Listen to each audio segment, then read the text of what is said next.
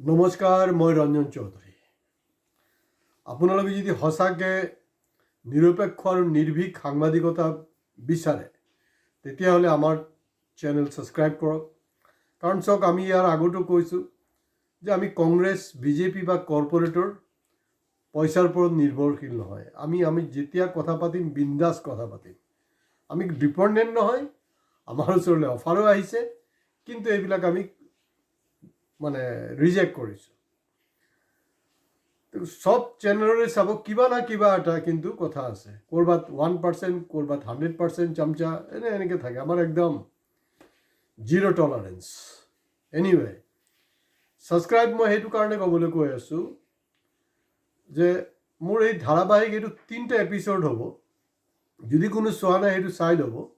Number 1, ইয়াৰ আগত আমাৰ episode আছিলে এই হেৰিৰ ওপৰত, কি বুলি কয়, চিপৰাঙৰ ৰাজনীতি।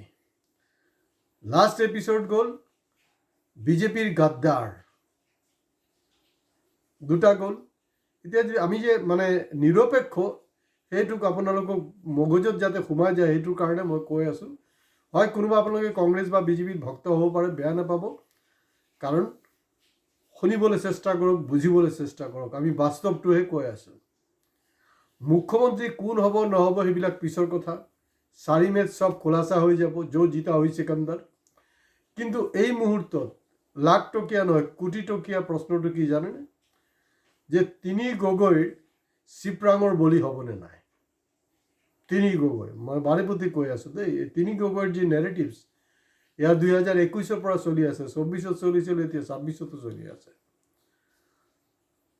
নাম্বাৰ মই 1ত আহোঁ, লুৰিণজ্যোতি গগৈ। লুৰিণজ্যোতি গগৈ, কাৰণ তেওঁৰ কোনো স্থিৰতা নাই। তেওঁ ক'ত কণ্টেষ্ট কৰিব? কাৰণ 2021-ত দেখা গ'ল তেওঁ নাৰকটীয়া কণ্টেষ্ট কৰিছে আৰু দুলীয়াজান কণ্টেষ্ট কৰিছে। এইবাৰ কোনো খবৰে নাই। 2টাৰ মাজত চবে আশা কৰিছিল যে হয়তো 2টাৰ মাজত এটাত কণ্টেষ্ট কৰিব। নাই, পিকচাৰৰ পৰা গায়ব। লাষ্টত খোবাঙত গৈ কণ্টেষ্ট কৰিছে, যোনটো নেকি সম্পূৰ্ণ চিটেই হ'লগৈ আপোনাৰ কংগ্ৰেছৰ চিট। আৰু মই জনামতে তাত অবিনাশ গগৈ বুলি ইয়থ কংগ্ৰেছৰ একজন খুব উদ্যোগী ল'ৰা, যোৱা 2-2.5 বছৰৰ পৰা দিনে ৰাতি কাম কৰি আছে।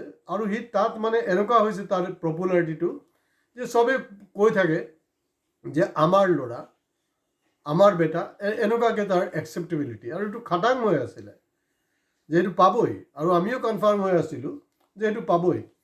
কিন্তু নহয়, এইটো আল্টিমেটলি, কাৰণ লুৰিণ গগৈ সেইটো কোনোপধ্যে নহয়, লাষ্টত গৈ দিল্লীত স্বৰ্ণাপন্ন হ'ল আৰু তেওঁক এইখন গিফ্টত দিয়া হৈছে।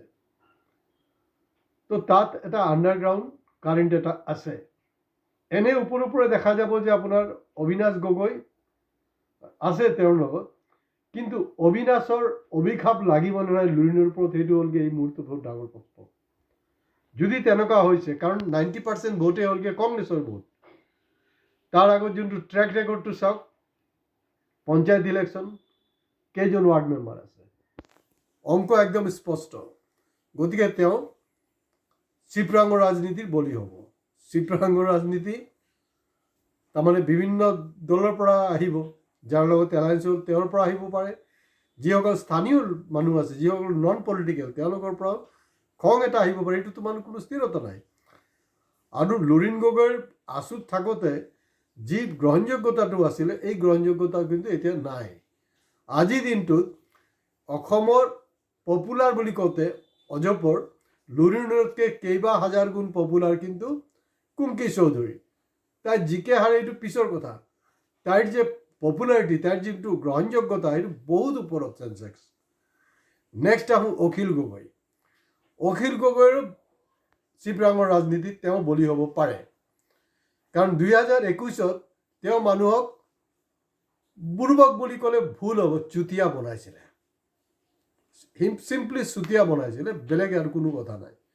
এই যে জেলত এৰেষ্ট হোৱা, তাৰ পৰা সময়মতে ওলোৱা, তাৰ গোটেই পৰিয়ালটো তাত আহি সোমাই যোৱা, ইম'চনেল কথা বতৰা কোৱা, এই যে গোটেই কাৰবাৰবিলাক তেওঁ ওলাই গৈছিলে। বহু কংগ্ৰেছীয়েও কিন্তু আপোনাৰ তাত অখিল গগৈক ভোট দিছিলে, যিটো কাৰণে তেওঁ জিকিছিলে। কিন্তু মন কৰিব যে এই গৌৰৱ গগৈ আৰু দেৱব্ৰত শইকীয়া তেওঁলোকে কিন্তু বাৰে প্ৰতি কৈ আছিলে যে অখিলৰ লগত কোনো ধৰণৰ কম্প্ৰমাইজ নহ'ব। তো গতিকে ইয়াত আমি সুকীয়াকৈ কেণ্ডিডেট দিম। কিন্তু লাষ্টত এই হাইকমাণ্ডৰ চক্কৰ, তথাকথিত আমাৰ বুদ্ধিজীৱীবিলাকৰ আপিলত এই এলায়েন্সটো হ'ল। তো গতিকে তাত যদি কংগ্ৰেছৰ মানুহে চিপৰাং মাৰে, তেতিয়া বাবাজী কা টুল্লু, অখিল গগৈ বাই বাই। যদিও হিমন্ত বিশ্ব শৰ্মা বিচাৰি আছে যে অখিল গগৈৰ নিচিনা অকৰ্মণ্য বকৱাচ অপদাৰ্থ একজন MLA বিধানসভালৈ অহাটো। কাৰণ সেইটোত কি হয়, এণ্টাৰটেইনমেণ্ট হৈ থাকে, পাব্লিকক বুৰ্বক বনাব পৰা যায়, চুতীয়া বনাব পৰা যায়, আৰু টাইম কিলিং হয়। তেওঁৰ সেইটো ক্ষেত্ৰত কিন্তু পুৰা সম্ভাৱনা আছে। লাষ্টলৈ আহোঁ আমি, চিপৰাঙৰ ৰাজনীতিত কিন্তু বলি হোৱাৰ পুৰা সম্পূৰ্ণ সম্ভাৱনা আছে। আমাৰ গুৱাহাটীৰ মানে যোৰহাটৰ সাংসদ গৌৰৱ গগৈ ডাঙৰীয়া, তেওঁ এটা ষ্ট্ৰেটেজিকেল ব্লাণ্ডাৰ কৰিছে। এইটো জৰুৰী নহয়, যোৰহাটখন হ'লগৈ পাৰ্লামেণ্ট কনষ্টিটুৱেঞ্চি, বিধানসভাও আছে তাত, আমি জানো, সেইটো নজনা নহয়। কিন্তু তেওঁ তিতাবৰত কণ্টেষ্ট কৰিব লাগিছিলে, কাৰণ যোৰহাট কণ্টেষ্ট কৰাৰ কাৰণে যিমান বেছি কনচেনট্ৰেট কৰিব লগা হ'ল, তিতাবৰত কণ্টেষ্ট কৰা হ'লে এইটো কনচেনট্ৰেশ্যনটোৰ কোনো প্ৰয়োজন নাছিলে। আৰু 2 নম্বৰ হ'ল গৌৰৱ গগৈৰ যি স্বভাৱ চৰিত্ৰ, যি ধৰণৰ এপ্ৰ'চ, হিতেন্দ্ৰ গোস্বামীৰ কিন্তু মোটামুটি একেই ধৰণৰ বুলি ক'ব পাৰে। তাত যদি ধৰি লওক কোনোবা বেলেগ ইয়াৰ আগত যি কি তপন গগৈ সাংসদ আছিল, তেনেকুৱা ধৰণৰ প্ৰডাক্ট দি দিলে বেলেগ কথা আছিলে। তো বিজেপিয়েও খুব ষ্ট্ৰেটেজিকেলি হিতেন্দ্ৰ নাথ গোস্বামী ডাঙৰীয়াক তাত কণ্টেষ্ট কৰাইছে। আৰু হিতেন্দ্ৰ নাথ গোস্বামী ডাঙৰীয়াক খুব ইজিলি এক্সেছ, তেখেতে খুব ইজিলি মানে পোৱা যায়, মানুহক তেখেতে লগ ধৰে, সুখে দুখে থাকে। কিন্তু যোৰহাট সমষ্টি মানুহে দেখিছে গৌৰৱ গগৈ সাংসদ হোৱাৰ পিছত তেওঁ কিন্তু মানে খবৰ নাই, আৰু দলীয় কৰ্মীবিলাকৰ লগতে খবৰ নাই, ফোন ৰিচিভ নকৰে, কোনো কথাৰ উত্তৰ নিদিয়ে হোৱাটছএপত, যোনটো তৃণমূল পৰ্যায়ৰ পৰা পোৱা গৈছে ৰিপৰ্ট। তো নেচাৰেলি এটা মানে মানে মুখ্যমন্ত্ৰী কোন হয় নহয়, হিমন্ত হ'ব না শৰ্মা হ'ব, এইবিলাক পিছৰ কথা। কিন্তু মোটামুটি ৰাইজে ঠিক ঠাক কৰি লৈছে যে কংগ্ৰেছ কিন্তু আল্টিমেটলি পাৱাৰত অহাটো মুস্কিল আছে, ইমান ইজি নহয়। কাৰণ ৰাজনীতিটো পলিটিকেল কেমিষ্ট্ৰি হয়, এইটো মানে আপোনাৰ মেথমেটিক্স নহয়। কোনোবা অজপৰ একজন স্প'ক্স পাৰ্চনে কৈ আছিলে, নাই পলিটিকেল কেমিষ্ট্ৰি মতে অপজিশ্যন জিকি আছে, আৰু মেথমেটিক্সৰ হিচাপত নেকি বিজেপি জিকি আছে। আৰে প্ৰভু, ক'ৰ পৰা শিকিছে এইবিলাক, মানে পলিটিক্সৰ পদটোও নাজানে। এতিয়া কাৰণ তেওঁ যদি মুখ্যমন্ত্ৰী নহয়, চিধা চিধিকৈ ইয়াৰ আগত আমি এপিছড বনাইছোঁ, কংগ্ৰেছীসকল বা গৌৰৱ গগৈ আপোনালোকে বেয়া নাপাব, কাৰণ আমি খুব স্পষ্টকৈ কথা পাতিব বিচাৰিছোঁ, আপোনালোকৰ মগজত সোমাব বিচাৰিছোঁ। কাৰণ ইয়াৰ আগত আমাৰ এপিছড আছে যে গৌৰৱ গগৈৰ মূৰত গোবৰ আছে নেকি, আমি ক'ব পাৰিছোঁ এইবিলাক কথা, কোনো ক'ব নোৱাৰে।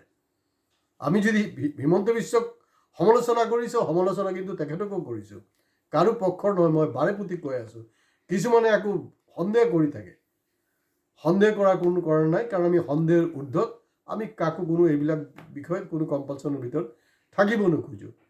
তো গৌৰৱ গগৈ এইটো মানে যোৰহাটৰ যে সজাগ জনতা, তেওঁলোকে কিন্তু ইলেকশ্যনৰ আগে আগে এটা ঠিক ঠাক কৰি লৈছে। তেওঁ যদি জিকেও বা CM নহয়, তেওঁতো উৰা মাৰিব দিল্লীলৈ, আমাৰ লাভ নাই, তাতকৈ আমাৰ হিতেন্দ্ৰ থকাটোৱে ভাল। তেনেকুৱা কিন্তু এটা প্লে তাত হৈছে।